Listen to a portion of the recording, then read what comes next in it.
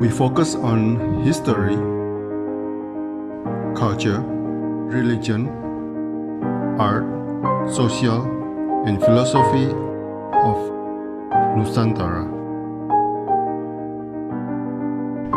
Here, in the presence of Nusantara, we were made to be forgotten about the goodness of ourselves.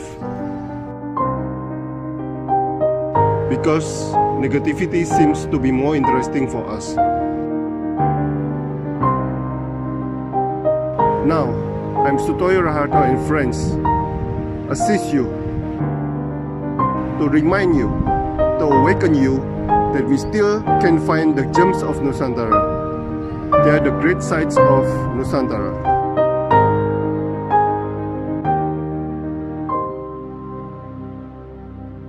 Selamat sore Bu Ria Wulandari.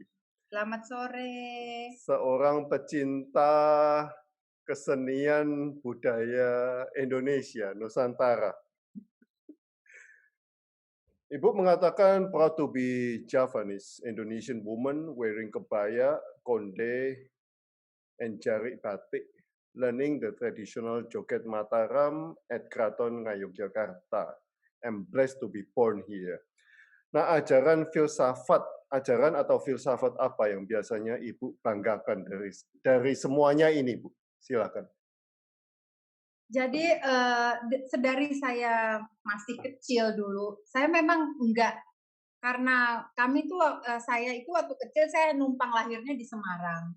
Kemudian ayah saya, karena ayah saya PNS, pegawai negeri, ayah saya dipindahkan di Kalimantan, di Pontianak.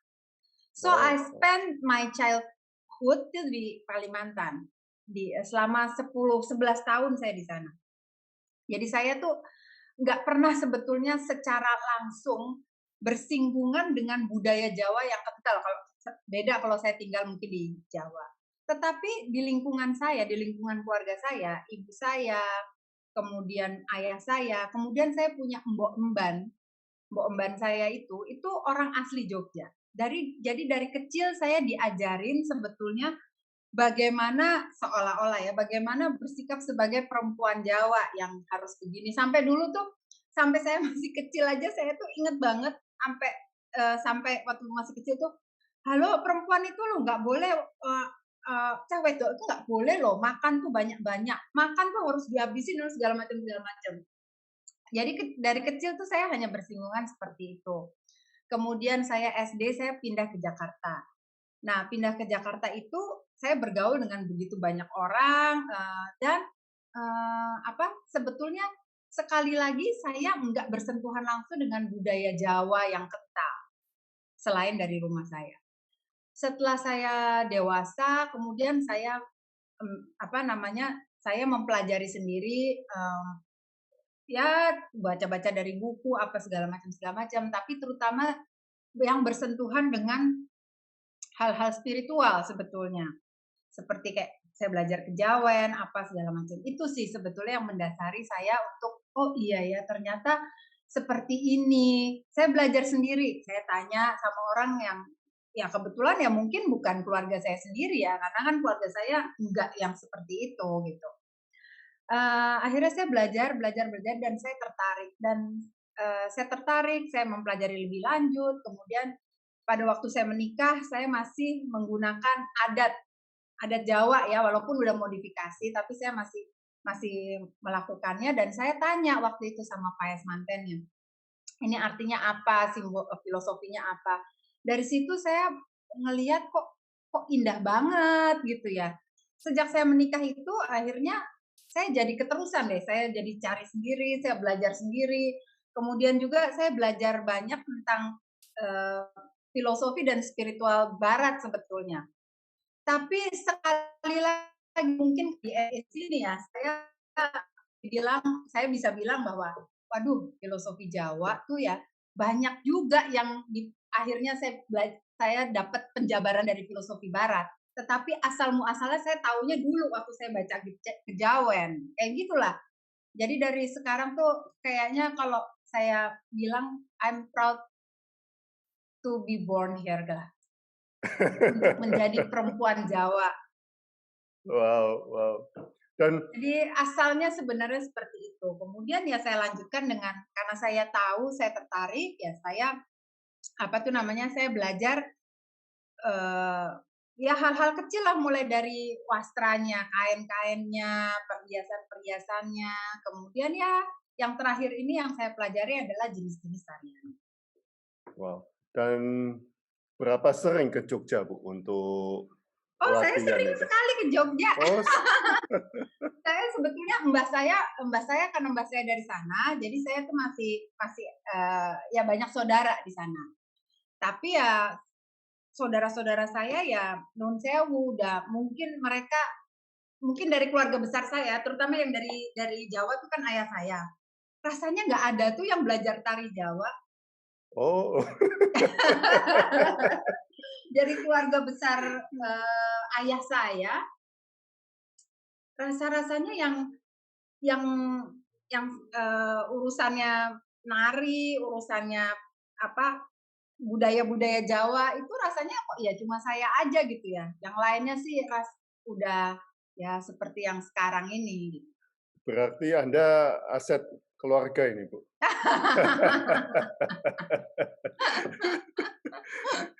Oke, saya lanjutin ya, Bu, ya. Pertanyaannya ada di slide berikutnya rasanya, sebentar. Bukan yang ini. Oke, ini. Nemu aja, Mas. Ya ampun. Kebaya Jarit Konde, sejak kapan Ibu menggandrungi atau tergila-gila dengan 3 bagian kostum Mataram ini, Bu? Siapa yang mempengaruhi Ibu dalam berkostum Mataraman ini, Bu? Silakan. Sampai sampai Jadi belajar mewarna juga ada kebaya kondenya. ini me time saya nih. Kalau saya lagi me time, saya memang sukanya gambar gini. Jangan dibandingkan dengan karya-karya yang lain, orang-orang lain, artis lain ya. Kalau ini kan saya benar-benar kalau saya lagi sumpek saya mainan warna seperti ini. Tapi detail sekali nih. Jadi sebetulnya gini, waktu saya kecil, mbah saya dari dua belah pihak, baik dari ibu maupun ayah, itu selalu masih mengenakan kebaya untuk kesehariannya. Jadi kalau mereka nginep di rumah atau mereka datang ke rumah, mereka tuh selalu pakai kebaya. Dan pakai jarit dan tetap dilengkapi dengan konde. Kadang-kadang kalau mbah saya dari Jogja, Mbah Danujot itu pakainya kondenya konde cepol dari rambut sendiri. Tapi kalau mbah saya yang dari Semarang itu pakainya selalu pakai konde yang dari rambut sendiri yang dibikin. Dari kecil saya selalu ngeliat gitu, nih kok bagus ya gitu. Kemudian saya suka nanya gitu, Mbah, gitu kan saya manggilnya Mbah. Mbah, itu kalau pipis gimana Mbah zaman dulu kan, ya kan kainnya saya ingat kan dilibet-libet gitu. Lah ya gampang toh Nduk, nek udah biasa ya gampang katanya gitu. Oh iya Mbah ya, iya iya iya gitu. Terus tapi itu kan terpatri sekali dari saya kecil. Gimana mbah saya tuh pakai gitu. Kemudian ibu saya karena ya istri PNS, ya harus kayaknya dulu itu ada ngadi saliro, apalah segala macam zamannya kecil. Terus kalau ke acara ya pakai jarit jentit lah istilahnya gitu ya. Pakai jaritan lengkap, kebaya, konde dan ibu saya tuh masih bisa pakai konde sendiri. Beda sama saya sekarang, saya udah nggak ngerti nih lagi mau belajar. Nah, di situ tuh kayaknya saya tuh tertarik sekali dengan kebaya gitu. Kebaya dengan beragamnya ya, kebaya panjang, kebaya kutu baru, kebaya kartini, kebaya pendek, semua tuh saya tertarik.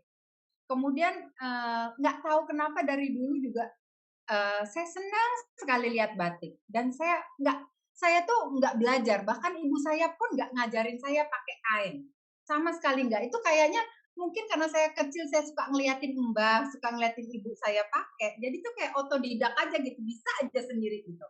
Oh, oke oke. Nggak ada tuh yang ngajarin saya, kalau pakai wirang harus kayak gini, tapi mungkin karena saya sering membantu ibu saya kalau pakai pakai kain, ini loh Ri kalau pakai kain tuh gini, kakinya gini, nanti nariknya mesti dari sini, nggak boleh narik dari sini, gitu-gitu segala macam.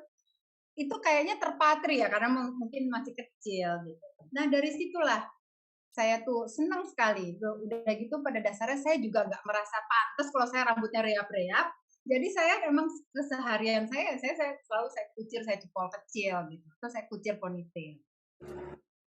Bu, kembali ke percakapan di telepon tadi, Bu.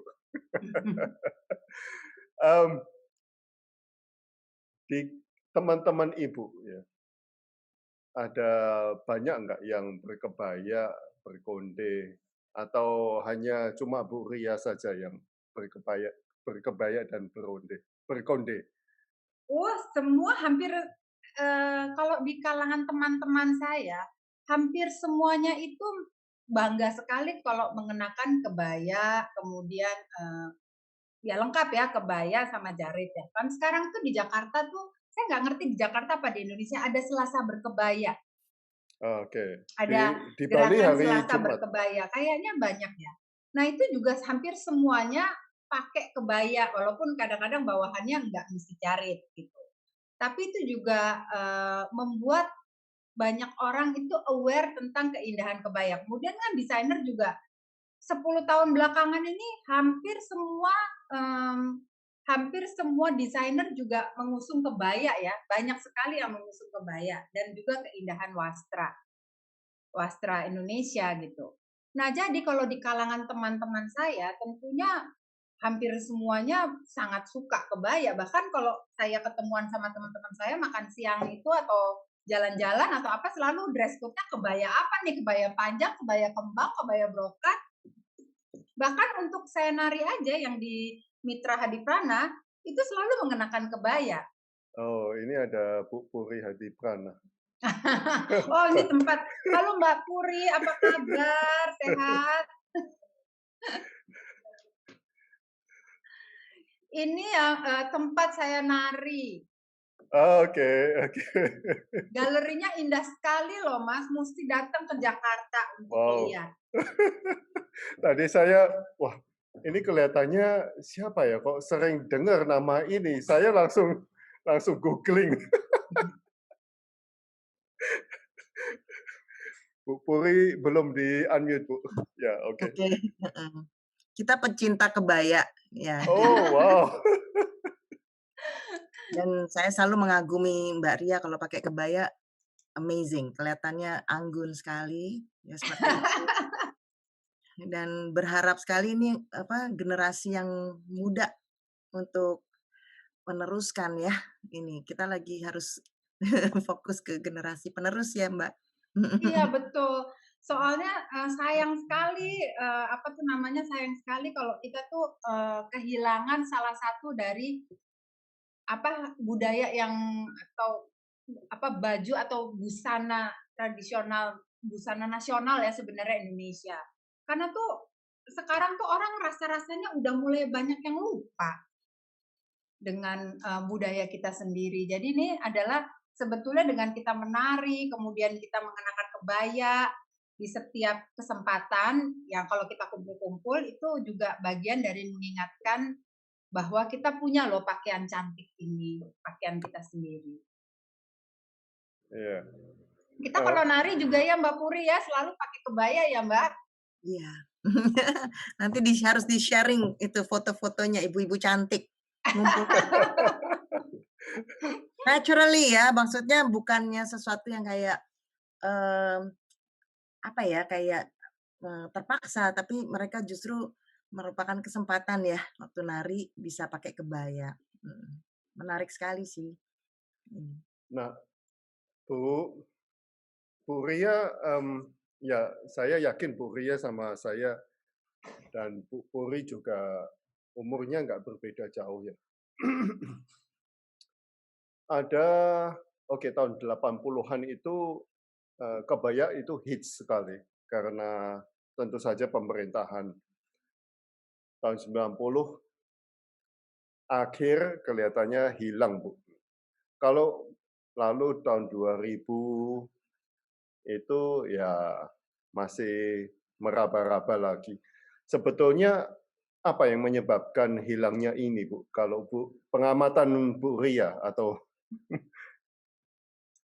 Jadi sebetulnya kalau menurut saya tuh sebetulnya ini panjang ya, tapi ini biasanya mungkin kalau hilangnya budaya itu terkait sekali dengan kondisi sosial politik tentunya. Ya, jadi agak susah menyampaikan di forum umum seperti ini. Tetapi saya pikir bahwa orang itu sering tidak membedakan antara budaya dan suatu ajaran. Ya, jadi di sini tuh agak susah kita bilang gimana ya? Karena Indonesia 10 tahun belakangan ini menjadi negara yang sangat religius, sehingga tuh agak susah untuk budaya asal itu berkembang karena dianggap menyalahi beberapa aturan ya. Nah itu yang menyebabkan juga hilang banget. Kalau kita lihat aja deh, gampang. Ada film yang kemarin sempat hits banget, film Tile. Nah, itu kita bisa melihat jelas sekali bagaimana pelan-pelan budaya kita itu hilang. Ya, dan ya banyak sekali kok kalau kita lihat aja sekarang pesta-pesta kawin deh. Gimana kita udah bisa melihat bagaimana sebetulnya pelan-pelan budaya kita itu akan menghilang. Nah, itu yang saya sangat concern sebetulnya, terutama mengenai konde. Ya, kalau baju sama kain masih bisa lah, karena sekarang nih, wah banyak banget setelah batik itu juga ditetapkan sebagai warisan oleh UNESCO dan lain sebagainya, jadi kan orang udah mulai sadar. Tapi kalau konde yang begitu kaya sebenarnya banyak filosofinya kalau nggak salah yang saya baca itu udah mulai hilang sekarang. Ya, bagaimana nggak hilang ya? Karena kan nggak bakalan kelihatan gitu. Nah, itu yang juga kenapa saya selalu nulis kebaya jarit konde, karena itu merupakan satu kesatuan. Nggak bisa kita tuh cuma pakai kebaya mainan tanpa pakai kondenya tuh kan aneh gitu. Kita bukan Malaysia yang pakai kebaya sama kain tapi rambutnya diurai. Kayaknya nggak begitu kalau Indonesia tuh. Indonesia salah satu kelengkapan perempuan dari dulu itu adalah rambutnya digelung. Nah, itu yang kayaknya saya juga melihat 10 tahun ke sini itu kayaknya hilang. Udah mulai hilang ya, terutama konde itu loh. Saya concern sekali. Kalau bisa ada gerakan konde, balik ke konde, saya mau tuh. Berarti Sayang Anda sekali gitu. Bayangin ya, generasi ibu saya itu masih bisa pakai konde sendiri. Ya nggak sih Mbak Puri ya? Ibu-ibu kita tuh kayaknya masih bisa pakai konde sendiri loh. Saya sekarang ya, terus terang nggak ngerti, nggak bisa. Boro-boro mau pakai gelungnya sendiri. Orang pakai yang udah tinggal ditancap-tancap aja saya nggak bisa, apalagi nyunggar apa sih? Saya nggak, udah asing gitu. Nah, kalau di generasi saya aja begitu, apalagi di generasi di bawah saya yang kebetulan ibu-ibunya yang dari generasi saya itu udah nggak akrab lagi dengan ya. kebaya, jarit, dan konde itu. So, Jadi rasanya sedih. what should we do ya, Bu? Mungkin yang di Jakarta ya kayak tadi saya udah bilang ada gerakan Selasa Berkebaya. Itu juga saya rasa itu merupakan gerakan-gerakan perlawanan sebenarnya terhadap apa yang terjadi belakangan ini. Gerakan-gerakan untuk kembali mengingat kepada jati dirinya kita sebagai pemilik dari kebaya dan jarit itu. Nah, gerakan-gerakan yang seperti itulah kayaknya udah mulai banyak. Di Jogja itu juga ada kalau nggak salah, apa ya, ada. Itu benar-benar malah itu rasanya salah satu anggotanya adalah partner saya di Manjusa. Itu benar-benar pakem tuh, kondenya, kebayanya itu rasanya udah mulai banyak sekali yang kayak. Ya, mulai banyak. Kalau di Bali Jumat, Bu. Oh di Bali, oh iya yang pakai endek Bali itu ya. Iya. Bali wajib. Lah di Jogja aja kalau kita ke Beringharjo aja udah susah loh sekarang nyari batik, Mas. Oh, really? Batiknya yang ada batik printing, bukan batik tulis loh. Nah, ini Atau batik cap. Bu Kusmawati ngomong mungkin udah pada males nyasak rambut kali Bu, atau repot Iya. harus ke salon. Sekarang aja zaman biar dulu ringkes, nggak keluar uang buat ke salon. Banyak yang tapi, kerudung. sebetulnya kalau zaman dulu kalau saya ngelihat mbah saya, rambutnya nggak disasak justru sebenarnya sehari-hari kalau pakai konde ya. Jadi rambutnya cuma diikat begini terus digelung-gelung aja, cepol kecil atau kalau ada bentuk yang gelungannya tinggal ditancap begitu dan tanpa sasakan. Sebegini aja rambutnya. Kalau Wow. dulu ya saya lihat ya seingat saya. Bu Kusmawati nanti kalau siswa-siswanya menari kalau mau berkonde bisa mengundang Bu Ria. Langsung digelungkan saja. Ya salah satu upaya yang dilakukan oleh Mbak Puri juga beberapa 2 atau 3 kali setahun juga mengadakan acara-acara di mana kita nih yang sanggarnya ada di situ juga nari. Jadi narinya juga lengkap, pakai kebaya, pakai konde, dan semuanya juga yang datang rata-rata pada mengenakan baju-baju nasional. Oh, Kebaya kurung, kebaya, ya Mbak Puri ya, sering sekali loh. oh. Interesting. Oke, Mhm. saya selanjut ke oke. Menari itu titik titik titik. Menari itu apa untuk Ibu? Silakan. Menari itu buat saya adalah mengolah mengolah rasa dan mengolah jiwa. Termasuk juga sebetulnya semuanya. Mengolah bahasa kerennya mungkin mengolah body, mind, and spirit.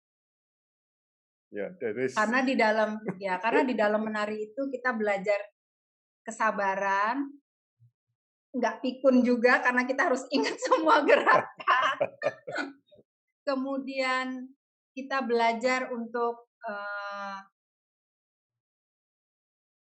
punya rasa, karena kalau nari tanpa ada rasa itu juga hasilnya nggak bagus. Jadi kita tuh benar-benar menari itu harus dengan sepenuh jiwa dan rasa sih kalau menurut saya. jiwa dan Uh, rasa. dan menari itu sebenarnya buat saya perempuan Jawa ini, menari itu membuat saya merasa cantik sebagai perempuan. Oh, really? Ya. Oh, ada rasa pedenya berarti. Nggak tahu ya, mungkin karena kalau menari itu semuanya menjadi nggak tahu ya, kalau buat saya tuh menari itu kayak nggak cuma penghilang stres tapi juga hiburan gitu loh.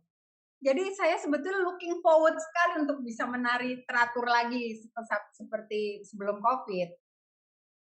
Membuat kayaknya perempuan kalau nari itu kita nggak bilang wajahnya ya, tapi perempuan itu kalau menari itu pasti cantik. Karena seluruh kayaknya mulai dari rambut sampai kaki itu semuanya tuh serasi gitu, semuanya tuh indah dipandang gitu. Jadi pasti cantik. Pasti cantik. Pasti cantik. Jadi tuh mengolah keseluruhan deh. Mengolah rasa, mengolah jiwa, mengolah hati, mengolah tubuh. Dan Itu buat saya definisi menari. Dan ada kesakralan itu, Bu. Rasanya iya. Itu kayak meditasi gerak ya, di mana kita Ya, memang betul. harus menyatukan seluruhnya supaya supaya inner beauty-nya juga bisa keluar. Rasanya sih seperti itu. Iya, iya, iya. Dan kita juga I belajar believe. fokus dan konsen kan, karena kalau nggak konsen ya itu tadi lupa semua gerakannya. Kalau bahasa sekarangnya mindfulness, Bu. Ya betul mindfulness. Saya heran sekali. Semua menjual mindfulness sekarang. Padahal itu di tempat kita udah ratusan ribuan tahun yang lalu. Betul sekali. Kalau enggak kita nggak bakalan punya itu patung-patung yang indahnya seperti itu di candi-candi. Itu kan juga dikerjakan dengan mindfulness. Iya, iya, iya. Kalau enggak, kita nggak punya batik deh sederhana itu. Kita nggak punya batik, karena batik itu sebetulnya mindfulness sekali. Yes, it's true. Dan saya rasa bangsa yang besar itu adalah bangsa yang kita bisa lihat hasil tinggalan budayanya. Itu menurut saya adalah salah satu ciri yang paling menyolok dari sebuah bangsa yang besar. Tinggalan budayanya seperti apa? Dan mereka yang di luar sana hanya merampok, Bu, biasanya. Sedih kalau bicara yang seperti itu ya, karena ya kita lihat deh sebetulnya kayak di sekarang yang saya lihat masih bagus tuh kayak Thailand ya. Itu kan Thailand tari-tariannya masih bagus, baju-bajunya juga masih bagus dan mereka juga banyak sekali masih menjaga lah tradisi-tradisinya. Itu kan menurut saya juga harusnya kenapa sih kita nggak seperti itu gitu. Eh, saya kemarin ada 2 narasumber, Bu. Satu orang Malaysia, yang satunya lagi sahabatnya orang Malaysia. Nah, mereka semuanya seniman. Nah, mereka kalau cari inspirasi di Indonesia. Karena di sana udah nggak ada lagi. Lost, gone, Malaysia ya. Malaysia. Itu diakui 2 orang hebat. Yang satu pelukis yang galerinya dia ada di Twin Tower. Dan yang satu teman saya sendiri. Ya sedih sebetulnya. Tapi ya that's the way it Kita is. jangan sampai seperti itu dong. Makanya nih perlu banget orang-orang yang memang concern dan punya waktu ya. Terus terang karena kadang-kadang tuh kita concern, kita punya concern yang sama, kita punya kegelisahan yang sama. Tapi kita nggak punya waktu untuk follow up itu semua. Nah, itu Kalau yang juga menjadi keprihatinan kita semua gitu. Nah, karena saya sekarang udah nggak kerja, jadi saya lebih punya banyak waktu untuk bisa follow up hal-hal seperti itu. kalau sudah suka pasti jadi priority, Bu. Nah, betul, betul. Benar-benar. Entah waktunya 25, 26 jam juga dicari. Iya, dan sebetulnya yang saya juga kemarin ini sempat belajar juga tari Solo. Jadi tari Oh, gaya oke. Solo. Mhm. Saya belajar ada bersama teman saya. Waktu itu gara-gara saya ikutan wayang orang. Oh, Saya ikutan wayang orang, terus udah gitu, oh jadi ternyata karena wayang orang kan lebih banyak dari Solo ya. Di Jogja tuh kayaknya kok ada tapi jarang gitu. Nah, saya jadi belajar juga tariannya. Jadi saya jadi tahu tuh beda-bedanya tariannya antara tarian yang Jogja, gaya Jogja gimana, gaya Solo gimana. Dan memang kalau dilihat dari beragamnya tarian kita nih, cuma dari 2 daerah aja, itu kita memang luar biasa loh tinggalan budayanya kita. belum kita ke Banyumas, Bu.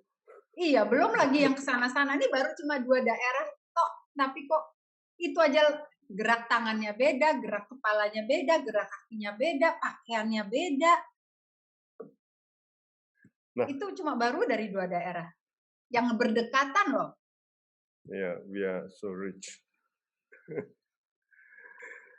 Tulisan ini sering Ibu tulis. Cantiknya wastra tenun Indonesia, bahannya, motifnya, filosofinya. Iya. Itu satu. Dan yang satu lagi, memanjakan mata dan hati, mengagumi keindahan Indonesia.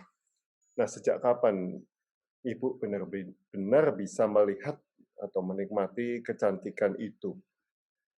Apa pernah tinggal di luar negeri atau bagaimana? Kalau saya dulu justru waktu saya sekolah di luar negeri itu, saya nggak begitu saya nggak begitu memperhatikan sebetulnya hal-hal seperti ini. Tapi mungkin saya baru suka sekali akan hal-hal seperti ini tuh kurang lebih berapa ya 25 tahun yang lalu gitu. Setelah waktu itu saya membantu ibu saya tuh nyusun kainnya. Oh, nyusun oke. kain, terus belajar wiron, apa segala macam. Terus saya mikir, gila ya, ini tuh ya dari situ saya belajar, yang ini nih batik tulis gitu. Terus saya belajar lihat batik tulis yang eh, yang bolak-balik atau yang satu muka. Saya jadi diajarin sama ibu saya. Nah, dari situ saya mikir gila ya, bagus banget gitu. Terus dan ternyata habis itu saya cari-cari lagi, ternyata kain Indonesia tidak hanya batik. Ada latu tenun, kemudian saya jadi tahu, oh saya lihat sendiri proses bikin tenunnya tuh, ya ampun susahnya gitu. Saya dulu kan saya nggak tahu ya, waktu zaman dulu saya nggak tahu, kenapa mahal banget gitu ya. Terus saya dibilang begini, kamu saya bayar 2 juta bisa nggak bikin seperti itu dulu gitu ya. Mana bisa gitu. Nah, dari situ oh iya ya gitu. Terus saya ngelihat kan setelah itu kan mulai banyak ya orang tertarik dengan wastra Indonesia kan. Nah, terus saya lihat tuh orang tuh gimana cara batiknya. Terus saya belajar sendiri tuh membatik, belajar buat main-main. Waktu Oh, itu ada acara saya belajar. Aduh, padahal cuma belajar bikin begitu aja susahnya setengah mati gitu. Bayangin tuh kain yang sepanjang itu dengan gambar yang seperti itu dan proses membatik itu kan luar biasa gitu. Ya, tentu harganya nggak bisa dibandingkan dong kalau kayak begitu ya. Dan lagi juga gila banget ya ternyata orang kita itu telatennya minta ampun gitu kan. Dan saya ngelihat, gila udah mbok-mbok tua yang bikin nanti nih kalau mbok-mbok ini nggak ada siapa lagi yang iniin gitu. Nah dari situ tuh saya jadi benar-benar saya jatuh cinta sama kain-kain Indonesia. Dan filosofinya juga banyak kan, kayak misalnya apa tuh namanya kalau Sekar Jagad ada artinya, kalau Sidomukti ada artinya, kalau Slobo ada artinya, kalau Babon Angkrem ada artinya, semuanya tuh kan sebetulnya menggambarnya tidak hanya sekedar menggambar, tapi mereka juga menuangkan kayak doa sebetulnya kan pada waktu mereka menggambar. doa Karena itu. misalnya kalau untuk kain untuk pengantin, mereka kan tentu waktu mereka membuat, mereka disertai doa bahwa semoga yang mengenakan ini akan berbahagia hidupnya, akan jadi mulia hidupnya dan lain sebagainya. Jadi buat saya kain-kain itu sama seperti ya doa tanpa kata sebetulnya. Doa tanpa kata. It's true. Ya. Ya kan doa tanpa Ada kata sebetulnya. ada pertanyaan waktu beberapa tahun yang lalu. Mengapa kok nggak dibuat di mesin? Karena kalau udah di mesin udah nggak ada doanya lagi udah.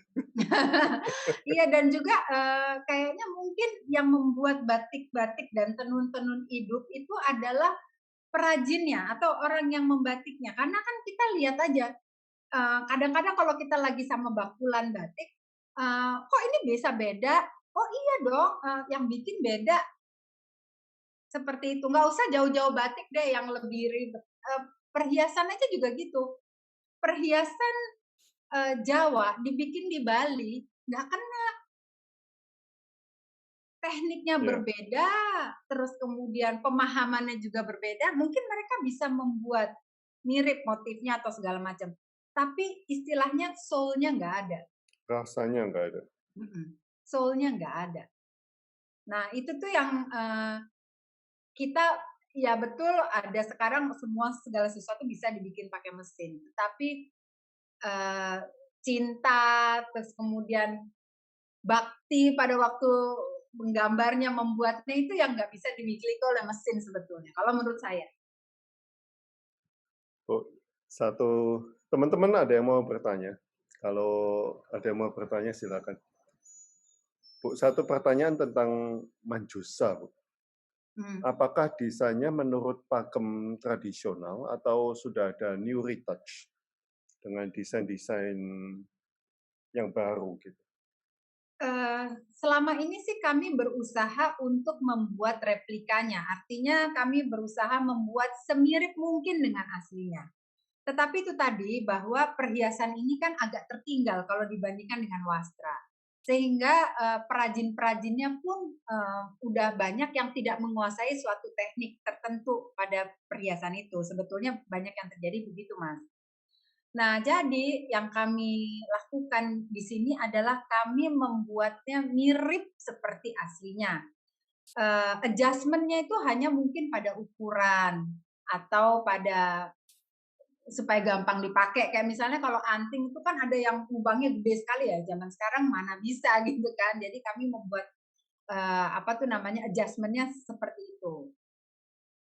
Tapi ya semuanya kami berusaha untuk membuat sama seperti aslinya. Sebentar, Bu.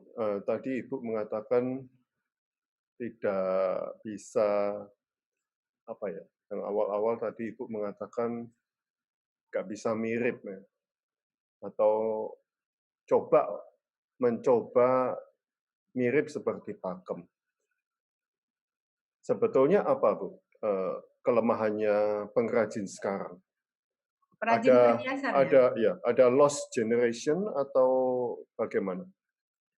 Yang pertama ya lost generation. Jadi sebetulnya Manjusa itu kami mulai 10 tahun yang lalu. Pada waktu kami memulai membuat Manjusa itu juga dengan keprihatinan yang sama bahwa kok jadi waktu itu tuh saya sama partner saya waktu itu kami belum partner, kami berteman main-main ya. Waktu itu kami berteman dekat sampai sekarang, tapi maksudnya waktu itu belum ada kepikiran untuk membuat bisnis sama sekali enggak. Saya bilang gitu, ih ini kok kamu ini kamu bagus banget sih giwangnya gitu. Ini tuh giwang Indonesia Tauri katanya gitu. Ah giwang apa tuh? Ini giwang Aceh. Terus saya bilang coba lihat-lihat gitu. Saya lihat, ih gila bagus banget gitu. Nah terus udah gitu, lu beli di mana gitu kan nanya. Ini gue tau lah waktu kemarin gue lihat nih banyak apa namanya ada beberapa tapi ini yang paling bagus Ri gini. Terus saya mikir pada waktu itu, saya aja nih saya tuh awam sekali waktu itu dengan perhiasan Indonesia. Saya aja bisa tertarik. Saya yakin begitu banyak pasti perempuan-perempuan Indonesia tuh pasti seneng dengan perhiasan seperti ini gitu. Karena walaupun itu perhiasan tradisional tapi wearable banget gitu, bisa dipakai dalam segala kesempatan. Terus akhirnya yuk kita bikin yuk sama-sama. Kita udah cari Manjusa, kemudian kita mulai approach perajinnya.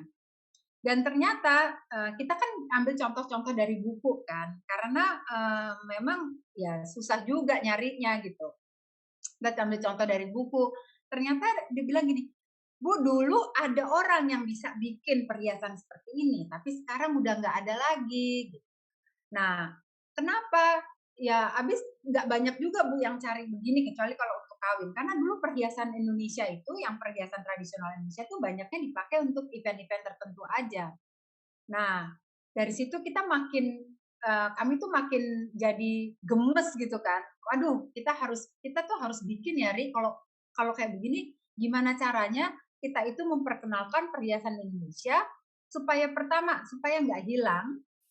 Yang kedua juga kami ini ingin memperkenalkan supaya perhiasan Indonesia itu bisa menjadi bagian dari fashion sehari-hari lah. Kan kita perempuan ya, kemana-mana kan biasanya layaknya pakai perhiasan. Jadi nggak cuma perhiasan tuh nggak cuma berlian aja atau emas saja, tapi ini loh pakai perhiasan Indonesia karena perhiasan Indonesia tuh bagus. Dan karena bentuknya tuh cantik, orang juga pasti akan melihat, tuh bagus banget. Nah, kita juga bisa bercerita sepotong Indonesia lah dari perhiasan itu. Sebenarnya idealisme kami itu di situ. Jadi kita bisa menceritakan sepotong Indonesia lewat kain, lewat baju yang kita pakai, lewat perhiasan, lewat fashion sehari-hari karena kita perempuan. Nah, Bu,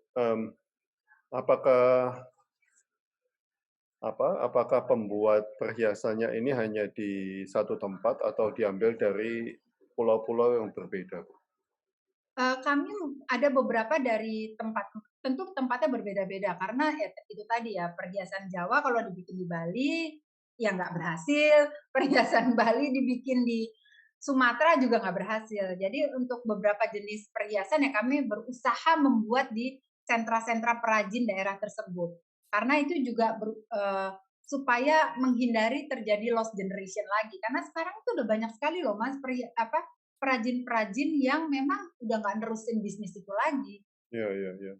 Nah, yang tadi mengatakan perajin yang mengatakan, oh dulu ada yang bisa bikin begini. Itu daerah mana, Bu? Jogja banyak, Solo ada juga. Kemudian Palembang juga ada. Wow, pada ngomong begitu semua. Iya, hampir banyak Wow. sekali ya, terutama perhiasan yang lama ya. Perhiasan-perhiasan lama itu banyak banget yang mereka nggak bisa lagi bikinnya. Tekniknya udah nggak dikenal. Wow, so pity ya. Iya, Per nggak usah jauh-jauh Mas. Kita lihat aja sekarang perhiasan Aceh. Mana perhiasan Aceh? Kalau kita lihat bajunya Aceh zaman dulu itu bagus sekali loh. Beragam sekali dan perhiasannya juga beragam. Tapi sekarang yang terkenal cuma pintu Aceh. Padahal pintu Aceh itu adalah perhiasan yang diciptakan oleh Belanda. Pada waktu itu gubernur jenderalnya mau kasih kado buat istrinya. Bikinlah sama perajin di Aceh itu sesuatu yang Aceh, yang menceritakan tentang Aceh, dibikinlah pintu Aceh. Itu yang dikenal sebagai ini Aceh sampai sekarang, perhiasan khas Aceh. Padahal Aceh itu enggak begitu. Banyak ya. sekali perhiasan Aceh yang bagus-bagus. Dan hilang atau disappearing atau apa, Bu? Kalau Aceh sih kalau Aceh sih saya rasa culture-nya sudah berubah ya mungkin. Aceh sudah berubah. Ya, Oke. karena dengan diberlakukannya aturan-aturan yang baru di mana pakaian harus ada standarnya, kemudian ya yang seperti itu mengakibatkan juga banyak sekali kita tuh kehilangan banyak gitu loh Mas sebetulnya. Kayak contohnya begi sebetulnya kayak pada waktu kan perhiasan itu sebagai hasil dari budaya itu kan tentunya mengalami juga perubahan, adaptasi dan lain sebagainya. Jadi begitu ada pengaruh Islam masuk, terutama pengaruh Islam ya, di mana perempuan juga harus berkerudung dan lain sebagainya, itu giwang-giwang juga banyak yang hilang. Karena kan nggak boleh kelihatan lagi. Bergantilah menjadi bros, kemudian berganti menjadi gelang, cincin. Yang seperti itu tuh banyak sekali. Kemudian juga Sumatera Barat dulu masih ada loh bentuk-bentukan binatang. Tapi setelah ada pengaruh-pengaruh Islam masuk, kemudian kan nggak boleh tuh binatang segala macam. Mereka berganti juga menjadi Oh, wow. banyakan flora kayak gitu. Oh. Nah dari situ aja kita melihat sebetulnya yang dulu-dulu nih kemana tuh saya juga nggak ngerti gitu ya. Saya cuma bisa lihatnya dari buku, oh dulu tuh ada yang seperti ini. Gitu. Kolektor, Bu. Iya, pastinya. Tapi sedih sekali kalau ngelihat bagaimana perhiasan-perhiasan itu hilang. Dan Ya, itu ya, ya. juga concern-nya kami, sehingga sampai sekarang kami tetap berusaha untuk membuat perhiasan itu mirip sama aslinya yang zaman itu. Wow. Iya, saya nggak pernah kepikir tentang perhiasan ini. Selama Karena ini perhiasan itu paling jarang kan, maksudnya biasanya kalau orang ingat aja perhiasan tradisional pasti dipikir untuk buat nari, kemudian buat kawinan gitu. Nggak ada lah, orang jarang banget yang pakai perhiasan seperti ini.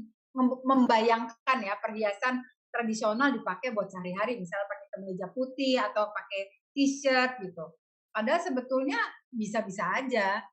Kami 10 tahun itu justru membuat perhiasan tradisional Indonesia untuk fashion sehari-hari.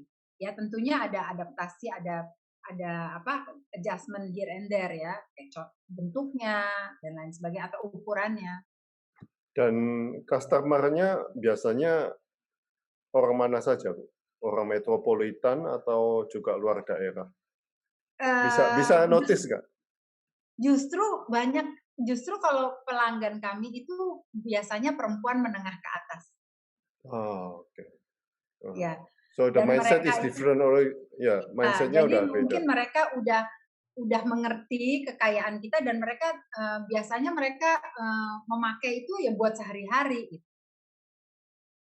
Biasanya pelanggan-pelanggan kita rata-rata menengah ke atas. Oke, oke. Dan Wow, interesting. mereka ngumpulin, jadi mereka juga koleksi. Banyak kok di antara mereka yang sampai punya Malah kadang-kadang ada produk yang mereka punya saya nggak punya gitu kan. Oh iya ya, ini kita udah nggak punya loh ini, mereka malah punya gitu. Oh, maksudnya produknya Manjusa juga kan? Produk Manjusa ya, kadang-kadang kan Oke. kita hanya karena keterbatasan sekarang itu kan perajin, apalagi di situasi yang seperti ini kan susah sekali juga kan.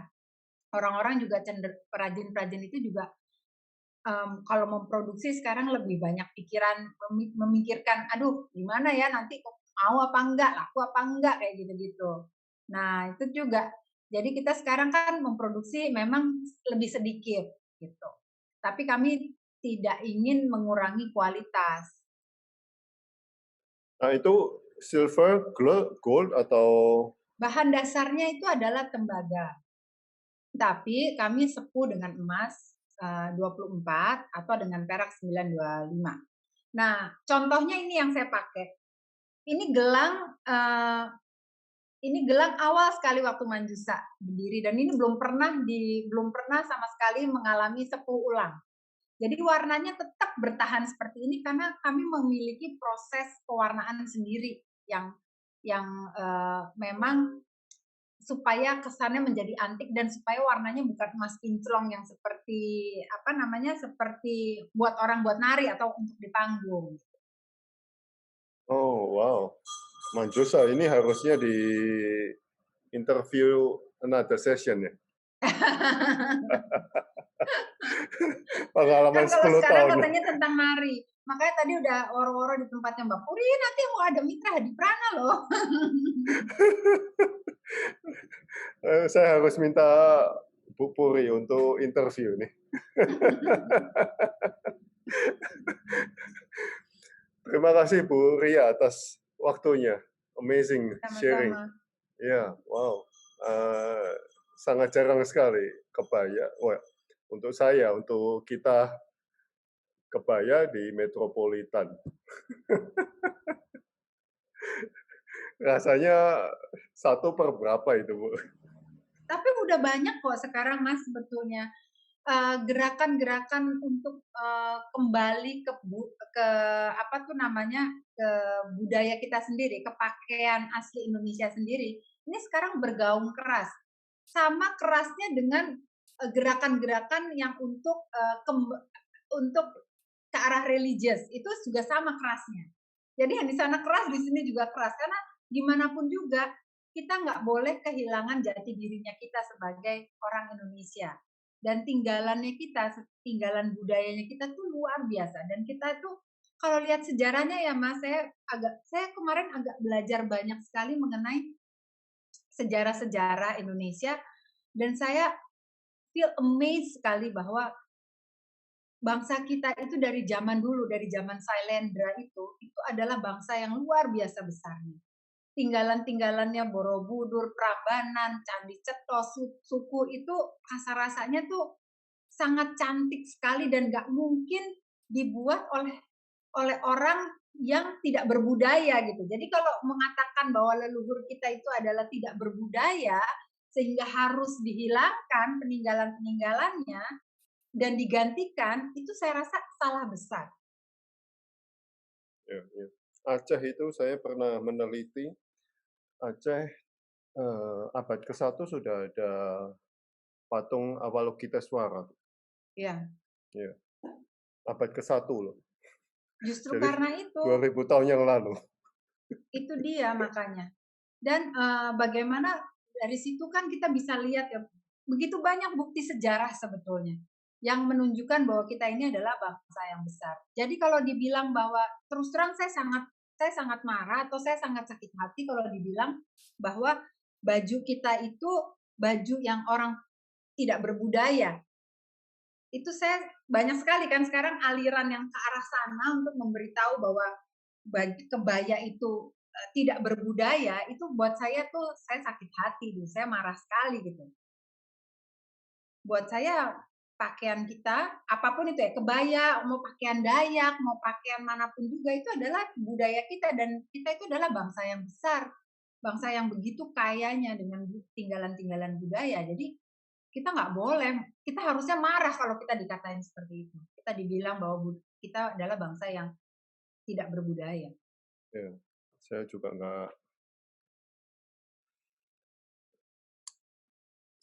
nggak tahu the missing link itu, Bu.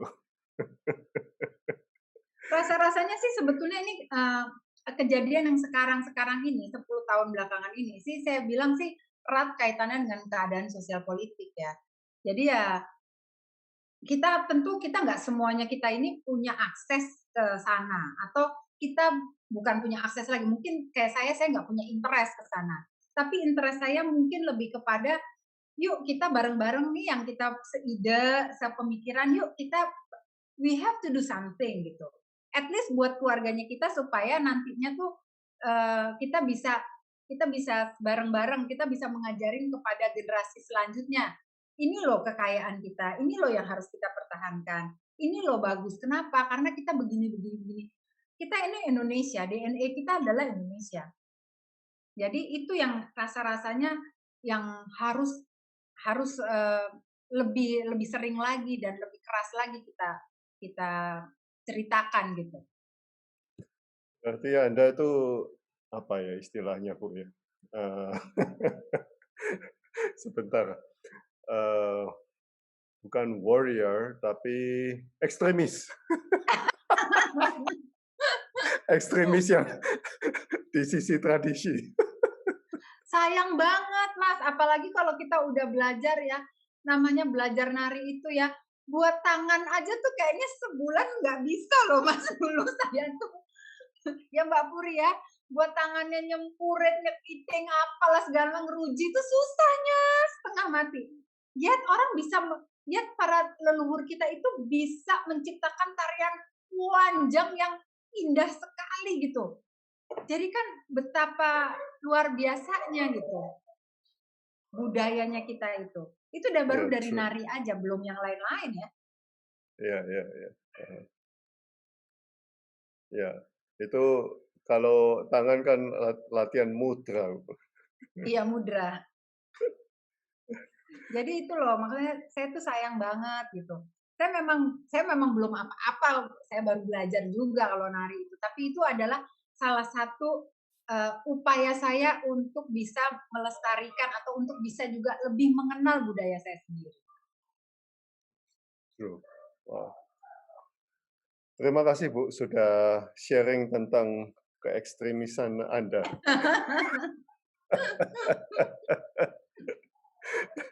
Tentang budaya tradisi Mataraman. Thank you so much, Bu Ria, Aduh, atas sayang terima waktu. kasih udah bisa diajak berbagi. Surprise banget loh, padahal saya ini bukan siapa-siapa. Oh ya, ini kita juga ada Bu Kusmawati, penari presiden. Tuh, Apa? ini mungkin yang lebih pantas kalau saya ini masih ajaran anyar. Bu Kusmawati ya ini, kalau apa mau ngobrol gelungan, monggo silakan. Jangan Bu, kita sama-sama belajar.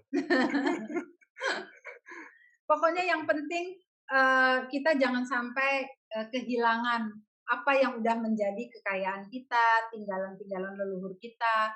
Itu yang harus kita lestarikan karena luar biasa sekali kayanya Indonesia. Ini baru dari satu daerah, baru dari Jogja, dari Solo, dari Jawa aja, Jawa Tengah.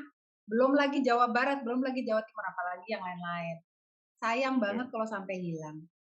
Ya, makanya kita harus mengumpulkan puzzle-puzzle yang hilang ini, Bu, yang tercecer. Oke, terima kasih Bu Ria atas waktunya. Terima kasih. Amazing. Bu, Terima kasih. Makasih untuk semuanya yang sudah gabung. Sampai terima ketemu kasih. lagi nanti. Bu Puri, nanti saya minta waktunya Bu Puri ya. Sharing. Thank you. Ini Thank you. Oke. Silakan live Bu kalau mau live. Baik. Ya, thank you so much. Dah. Dadah.